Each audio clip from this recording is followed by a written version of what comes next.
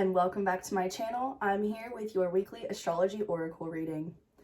We are doing our very first astrology oracle for the month of October, which is very exciting for me because I am a Libra and this is my birthday month. Actually, I have to just mention this is my 29th episode and this will be the last video I make at 29 years old. The next time you see a video from me next week, which will be episode 30, I will be 30 years old, and I love how that timing worked out, like, very cool. So today is October 3rd, and I have casted a chart for 11:11 a.m., of course, for Dayton, Ohio, and this is giving us a Libra sun, a Scorpio rising, both placements that I have, and a Capricorn moon. If the moon was in Aquarius, this would be my exact big three, so I am feeling the energy. This week, we do not have any lunations. Mercury retrograde is officially over. Now, we do still have a number of other planets that are in retrograde, especially the outer planets. But there's not a whole lot really to report on this week in astrology. If you sign up for my newsletter, you're going to get all of the goodies explained there. But for the sake of this reading, I'm still seeing that grand trine happening between Pluto and Mercury and Uranus. Very dynamic, but yeah, not a whole lot of like very new developments. There will be actually an exact trine happening between Pluto and Mercury. Mercury is at 24 degrees and Pluto is at 26 degrees. That will be happening on October 6th, which is my birthday. Very cool. So yeah, this is definitely a week that is very poised towards information sharing, meeting new people, starting some sort of research project. You know, Pluto and Mercury together make for a really exceptional research, project, or, if there's something that you've been needing to like look into and educate yourself on some more, then definitely the energy of this week is here for all of that. And yeah, like I said, not a whole lot that I really need to get into this week because so much of the same placements and positions are happening this week as they were last week. We're still seeing an opposition between the sun and Jupiter, which has actually extended out a little bit because the sun does travel pretty fast. So the sun is now at 10 degrees, and because Jupiter's retrograde is at 2 degrees, but that is forming almost an exact opposition to Venus, which is in Libra at 5 degrees. So again, very similar energy that's kind of going around there. Again, no major lunations at this point. We will have a full moon in Aries on October 9th, I believe, but that will be something that we can kind of touch more on next week. If you are local to the Dayton, Ohio area and would like to come and celebrate my birthday with me and enjoy some astrology themed cocktails, then I would love for you to check out my astrology party I'm hosting at the Well. We're doing a sun sign costume contest with amazing prizes from a massage therapist and reflexologist. We're also just going to be kind of talking about some astrology things. Again, I'm making these amazing astrology themed cocktails from Eliza Kelly's book, The Mixology of Astrology. Very excited about that. So I will add a link in the notes below so you can check that out. But it is going to be super fun, and I'm really excited to host a party at the space in lieu of doing in-person readings this month. I am doing some festivals and some other things, so it kind of gives me an opportunity to like bring some of my clients in, bring some new people in, and we can just kind of get a little bit weird and astrological together. I love it. So let us see where the energy is taking us this week, my friends. This card is speaking out to me. Leo, I will. Leo actually does not have any planets right now in that sign. We will not see any planets in Leo again until Leo season of next year. But we do have Saturn in Aquarius. And if you've ever had an astrology consultation with me, you will know that I love to focus on opposite houses and opposite signs as a way of like balancing and understanding the energy that you're working with. So this current chart has Saturn in Aquarius retrograde at 18 degrees. And what that means is that, first of all, it means a lot. If you don't know much about Saturn in Aquarius at this point, it has been there for, 2.5 years now. There's plenty of resources out there for you, but just to kind of give you a little bit of an idea. Saturn is all about maturing and growth. I do even have a video on Saturn if you would like to know a little bit more specifically. It's boundaries, it's time, it's all of these very like responsible, dutiful parts of our lives. And Aquarius is very eccentric, it's very innovative, it's an air sign, so it's all about communication and idea sharing.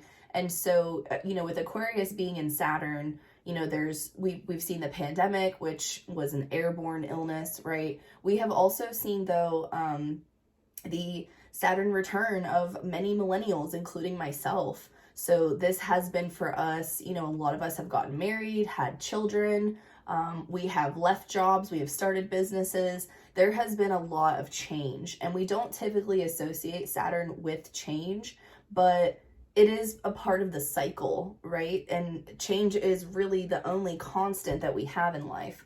So even though, again, Saturn isn't really associated with change, it's almost like coming to the point where it's just like, I have to make a decision, I have to say something, I have to do something, because this is not working. This is not working. And Aquarius is very humanitarian in that regard, where it wants things to work for the collective. Now, let's bring Leo back into the conversation. Leo is the opposite sign to Aquarius. So where Aquarius is far more concerned with everyone else and their needs and the social structures and how humanitarianism is really taking place, Leo is far more focused on the personal expression of creativity, will. Leo is associated with the sun. So, you know, again, where we're seeing Aquarius very much focused on the collective, Leo is far more focused on the individual. And I think that it's cool to look at these two energies together. Me personally, I understand Aquarius a lot. I'm an Aquarius moon, Saturn in Aquarius. My black moon Lilith is also in Aquarius. So this is very familiar territory with me. I actually have my Chiron in Leo in the 9th house. So, you know, Leo energy, I have so many Leo friends in my life, but probably none of them would tell you that, like, you know, I stand up for myself really well, or, you know, that like I say what needs to be said when it needs to be said. That Libra in me is like, no conflict, sweetie. So, you know, I'm very drawn to this energy because it's almost like they bring something into the equation that I can't quite offer. And like I said, when I read charts, and if you've ever had a reading with me or you'd like to have a reading with me, you will hear me discussing the dynamic energy between, you know, opposite energies. But that's not the only dynamic energy that I think is worth talking about, because this is the Leo card. So this year, as I've mentioned many times, and I do have a video on it, and I expect to have another video on it soon, but the eclipse axis of 2022 between Scorpio and Taurus intersects the axis between Aquarius and Leo. They're all fixed signs. They're all fixed energy, which it makes sense when you look at all these signs. They all fall in the middle of whatever season they're associated with. So I've talked about cardinal energy before, being at the beginning of the season, like Libra is a cardinal energy at the beginning of fall. So Leo is a fixed energy in the middle of summer. And same thing with Scorpio. Scorpio's right in the middle of fall, kind of inching towards that transition into winter, but that is Capricorn's territory. And then Taurus, you know, kind of dead in the middle of spring there. And then, you know, again, Aquarius is happening in the middle of winter following Capricorn.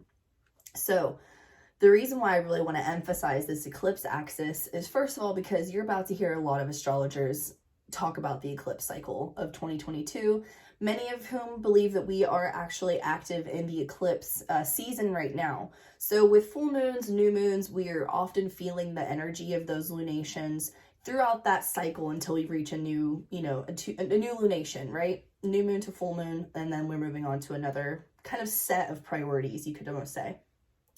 With eclipses, however, we're feeling the impact of them for like 6 months at a time. And when we consider the fact that we have had 2 rounds of eclipse cycles this year, that basically means that the eclipse energy has been present this entire year.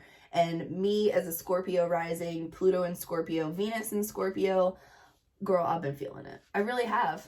Now, I don't necessarily feel like I've had like any bad omens or anything like that, but the intensity and the transformation has been very present. Now, if you have prominent Leo placements in your natal chart, sun, moon, rising, any other planets, right? Venus, Mercury, then this eclipse axis has been squaring those planets. The same goes for Aquarius, obviously, but this focal conversation is all about Leo. So let's not distract any further because we know how the Leos like to have their attention. So yeah, any full moon or new moon taking place in the sign of Taurus or Scorpio has been attached to an eclipse. And every single one of those eclipses, again, are forming a square to that Leo placement. And, you know, again, I have Leo and Chiron. It's not been chill over here. But I also know many people who have like Leo sun, who have really been kind of unraveling a new sense of identity, realizing really who they are. And, you know, the mantra with the Leo card is I will. And it's not just a matter of like, I will get that done. Like, I will do what I say. But it's also like literally like the willpower, right? That Leo is so full of, right? Like if something needs to get done, if something needs to get said, if plans need to get made, you can pretty much always count on the Leo of the group to step forward and take responsibility for that, because they have this willpower, this fire, right, within them that really serves as an excellent guidepost. And, you know, even if they may occasionally regret some of their initial reactions and thoughts and things that they do say, they have the willpower to at least try, right? Like to at least make a mistake, right? Which is, in that opposite, you know, Aquarius energy is not really something I would consider Aquarius very privy to do, right? Like you're not going to see an Aquarius put themselves into a foreign situation where they don't really know the outcome. They don't really know the benefits or like what they need to do to survive. But with a Leo, you can almost just put them on a casting stage and they could try on every role available, right? And it wouldn't feel weird to them. It's like this explorative expression of their creativity. Now, Leo is also associated with the 5th house, which is the house of creativity. It's also the house of procreation and passion.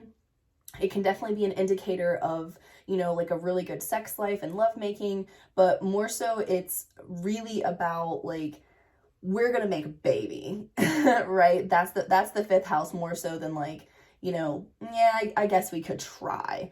Like, no, it's like, we're going to make love. We're going to, you know, paint a picture with our bodies, right? Leo is so exuberant and expressive and even, dare I say, luxurious, right? We typically associate luxury with Venus, which is more Taurus area, but this fixed girl, this fixed energy right here, Leo, she knows how to get luxurious as well. So again, something to keep an eye on if you do have prominent Leo placements, then the upcoming eclipse axis activation and cycle is going to be hitting you directly. And in fact, you may start to feel some of that even now, because we are not too far away from our first eclipse, which is going to be October 25th, which we will touch more on when we get there. But yeah, just definitely something very interesting to keep in mind, you know, if you are in any way, shape, or form have prominent placements on that Leo Aquarius axis, particularly Leo, because again, she is the topic of conversation. I'm going to read you, as always, my handy dandy little book here, just to make sure I cover all my bases. And of course, the quote for Leo is from Mae West, who has like the best voice ever. Like, have you ever heard Mae West? If you need to tap into what Leo energy looks like, that's the one. It is better to be looked over than overlooked. This is the card of honor and strength. Proud and strong, those born under the sign of Leo are all about integrity. They are ruled by the sun, which is a light and a force that we cannot live without. We would be left in the darkness. Like the sun, Leos are warm and vital personalities. They intend to make their mark on the world, have a secret wish to be admired. I don't think it's much of a secret. Excuse me. And they want their time on earth to mean something. Not willing to be another link in the chain, they want to stand apart from the rest. They want to be known for their dramatic beauty, while others are clowns, or at least they want to be the life of the party. Now, here's one thing I would say though. I don't think that Leos want to be the hottest person in the room, obviously, but they're not going to surround themselves with people who aren't in their same like aesthetics or realm of interest, right? Like, I just don't necessarily see that happening unless it's like the, you know, like boho best friend with the goth best friend. I can see Leo involved in that dynamic. But yeah, for the most part, I feel like Leo loves to surround itself with beauty and beautiful things. And I think that's why Leo and Libra are such a dynamic energy together, and they work so well together, right? Because Libra is not necessarily trying to like outshine Leo, but it's definitely dressing its best. And Leo appreciates that. The sign of Leo reigns over children, creativity, and the stage or public arena. Leos make great actors, television workers, publishers, artists, salespersons, and posers. I think by posers, they mean like models. What they do must count and be unique. To overlook a Leo brings a great resentment. Generally, they're too proud to ever say it, though. When the Leo card comes up in a reading, expect to be at the center of something and be recognized. It could be an award, an appearance, a conference, or any other place that people get together. Your talents will be singled out for recognition, and creativity will likely be a part of this adventure and an endeavor. Children and the youth or the young at heart could figure in that too. This is a time for standing out and making sure that you are counted. You are going to be appreciated for your unique qualities. It's about to happen. Your life will soon be filled with creative fun, optimism, and adventure. Since Leo rules the 5th house, this card can indicate a romance entering your life.